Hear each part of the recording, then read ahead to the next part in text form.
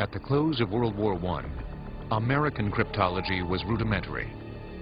But since the early 1920s, a lone genius, William Friedman, had been developing statistical methods to solve the codes of the new rotor machines while heading the U.S. Signal Corps.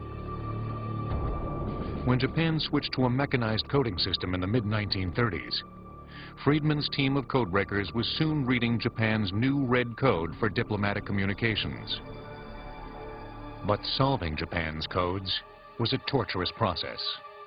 When you're trying to solve a code, you come in every day and look at an inscrutable bunch of letters or numbers. It's anguish. Maybe we should try this, maybe we should try that. Day after day, month after month, year after year sometimes, until finally new messages come in which allow you to see some kind of pattern which you hadn't seen before. Then, in February 1939, Japan introduced the Purple Machine, a mind-twisting coding system that employed several rotors and telephone switches. But Japan then made a critical human error, an important factor in code breaking throughout history. The Japanese helped out by sending the same messages in the red and purple systems. This allowed Americans to compare the two systems and make some breaks.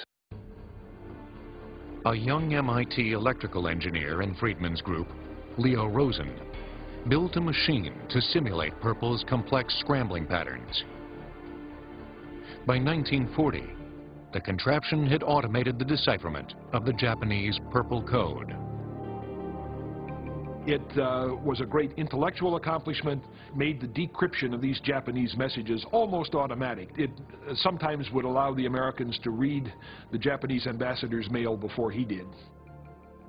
The Purple code breakthrough led to one of the greatest intelligence coups of the war. Tokyo's ambassador to Berlin, Hiroshi Oshima, made a frontline tour of Germany's defenses in Normandy in 1943. He then transmitted a lengthy description back to Japan in the Purple code. He describes in incredible detail, I mean, down to the caliber of the weapons in the German fortifications, the dimensions of the anti-tank ditches, where minefields were. It was really a gold mine. The solved message was soon on General Eisenhower's desk. He used it to plan the D-Day invasion of France that was launched 6 months later. Though Purple had been cracked, America still worked desperately to solve the JN-25B code, Japan's secret naval communications. Joseph Rochefort, a longtime cryptanalyst fluent in Japanese, led the effort in Station Hypo, the Navy's code-breaking branch in Hawaii. By March 1942, after years of excruciating work, JN-25B was broken. On May 14th, a Japanese message was decoded outlining a huge invasion force heading to AF. Rochefort and Admiral Chester Nimitz immediately believed AF was Midway, one of America's key outposts in the Pacific. But Washington believed it was the Aleutian Islands.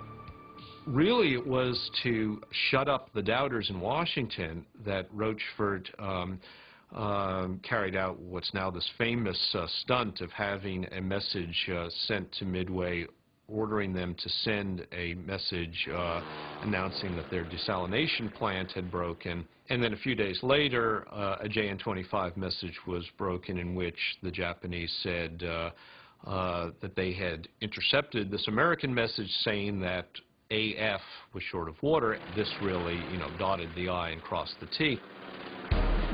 The invasion of Midway was the grand plan of Isoroku Yamamoto, Japan's legendary naval commander. The intent was to take over the island, draw out the remaining American fleet from Pearl Harbor, and destroy it with a surprise attack.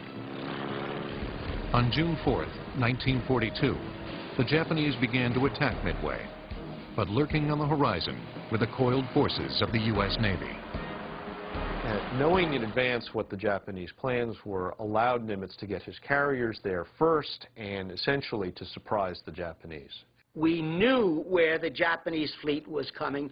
We were able to hover off their flank and, unsuspecting of the Japanese, hurl ourselves on the Japanese, sink 4 carriers, and send the Japanese battleships and carriers reeling back to Japan.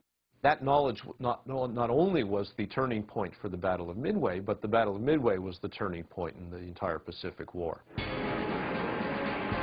It was a stunning and flawless operation.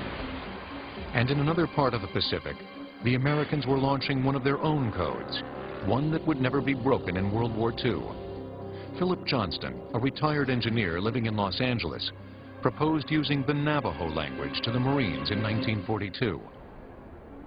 Johnston grew up on a Navajo reservation and was fluent in its complex forms of conjugation, sounds, and structure. It was remote. Only about 30 white Americans could speak it. No German, Japanese, or Italian had ever studied it. The Navajo were also one of America's largest tribes, with a potentially huge pool of code talkers. We use the what we call a phonetic alphabet. So we use it by sound.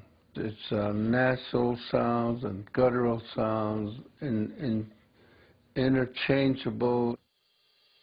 Within weeks of hearing Johnston's idea, the Marines were training 29 Navajo code talkers near San Diego. To avoid confusion, many Navajo words from the natural world were used to indicate specific military terms. Chetalahi in Navajo is turtle. And when you send a message and say Chetalahi on the radio, the receiver writes down tanks, T-A-N-K-S. By August 1942, the first group of Navajo code talkers saw action during the invasion of Guadalcanal. By the end of the year, an additional 83 code talkers were serving in all 6 Marine Corps divisions. If you wanted to communicate a written message securely, you had to type it out or write it out. You had to give it to a code guy, so this could take an hour or several hours. With the Navajo code guys, it was instantaneous. The Navajo spoke directly over the radio, sending and receiving battlefield communications from both field headquarters and from the front lines in their native language. When you send a Navajo code, the receiver gets it, gives it to commanding officer. That's how fast it was. 2 minutes against 2 hours. In the attack on Iwo Jima, the Navajo code talkers sent more than 800 top-secret battlefield communications, all without error. By war's end, there were 420 Navajo code talkers. After the war, the U.S. government forbade them to talk of their unique contributions because of the secrecy of their code. Only in 1968 was the Navajo Code made public, and in 1982, the code talkers were finally honored with a special commemoration day. America owes the Navajo code talkers the lives of many of its sons. The greatest tribute was that their code was never broken. But for code makers, the hunt for a truly unbreakable code is an obsession that continues into the age of computers.